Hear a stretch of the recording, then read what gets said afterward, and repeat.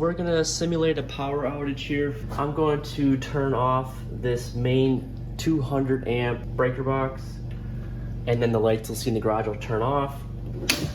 There we go, and now I'm able to flip up this interlock kit and turn on the generator. Before I do that, I want to make sure all these are in the off position so we don't overload the Jackery at once. So I'm gonna turn all these off.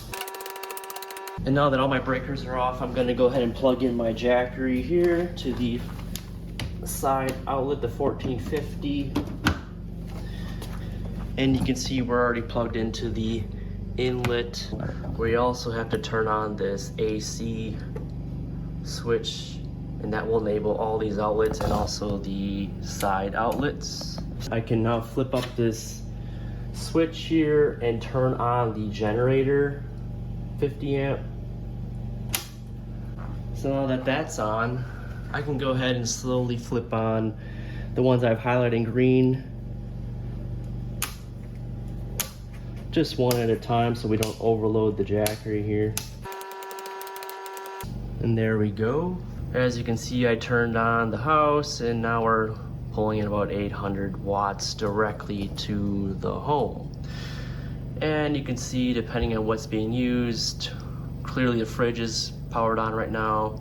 I'm sure some ceiling fans are on.